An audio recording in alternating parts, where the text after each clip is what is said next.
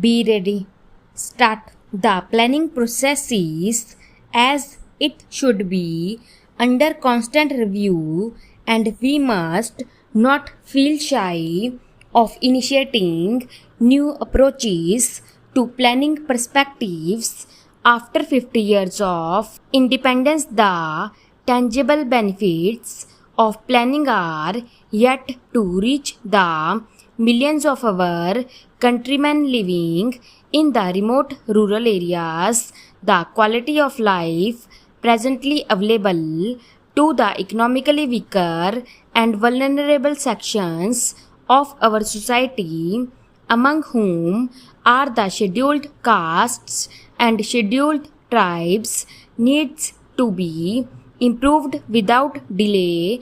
The end result of planning should be monitored and evaluated so as to ensure that there is a noticeable shift in emphasis from the urban to the rural areas and from the better off sections of society to those unfortunate brethren who constitute a silent majority. Only then can we take pride that our planning effort has been realistic and worthwhile.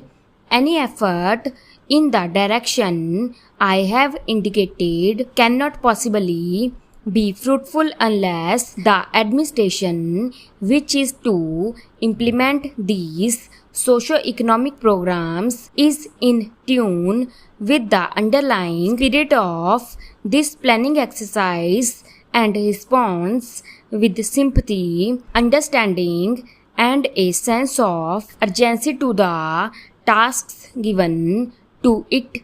Only then will the needs of the common man, particularly of the economically weaker and more vulnerable sections of society in the remote rural areas, come nearer solution.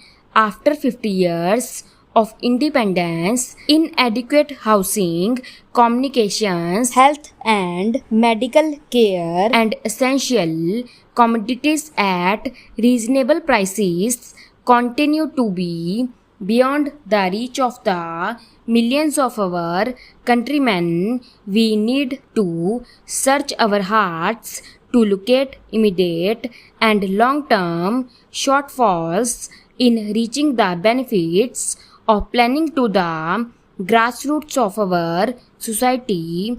Our planners are now engaged in putting a realistic, result-oriented rural bias into our plans for socio-economic development. The recent announcement with regard to the industrial policy, with emphasis on the employment-oriented small-scale industries and the extension of credit facilities to such industries and to small farmers in the agricultural sector, is welcome. This is an area where the governors of states could use their good offices at all levels to advise, encourage and caution those engaged in this gigantic nation-building exercise. Our youth are the trustees of posterity and the institutions where we seek to impart to them the values of life and our cultural heritage, apart from fitting them out for more mundane duties and responsibilities in later life. Our planners are thinking in terms of providing increased employment opportunities and to tackle the question of both existing unemployment and underemployment in all walks of life. This is a Herculean task. We must therefore at the national level evolve a consensus as to what employment opportunities can be created and what would be the contribution of such an exercise for the national welfare. Only thus can we hope to eliminate the growing discontent in the younger generation who are slowly getting disenchanted with their prospects for the future. I have every hope that we in this country will go in for mass programs of self-employment so that our youth will learn to seek opportunities for gainful self-employment and thus relieve the pressure in traditional occupations like government services, etc.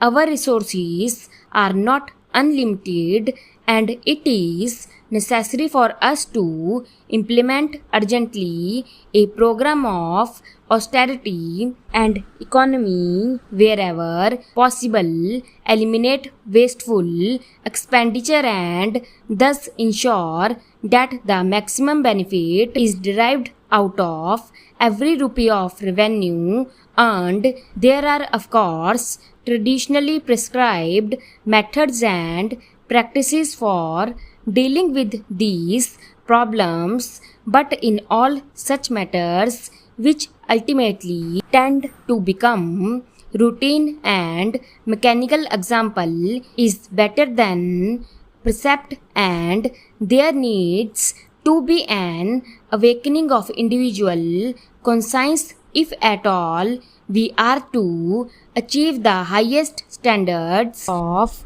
moral rectitude and honesty in national life. I have been concerned for some time with our inability to control the price line even in respect of essential commodities, without which life for the common man can become an unbearable burden. Apart from punitive action, it is necessary to enlist the goodwill and cooperation of all sections of society and all those engaged in the production and distribution process to ensure that there is not only the fear of law but also moral restraint which places an obligation on all those of us who can help to reduce the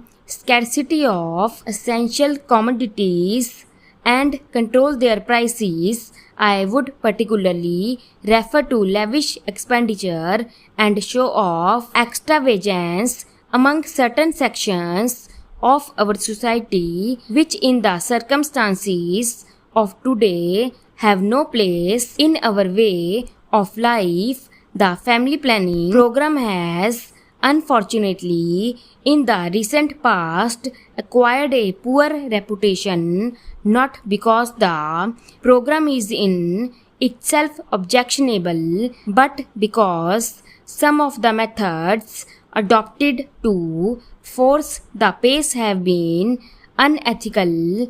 Our population growth is, to say the least, alarming, and try as we may, our resources cannot match this increasing pressure of population unless we consciously recognize individually and severally the need to restrict our population growth, which will destroy us. Stop.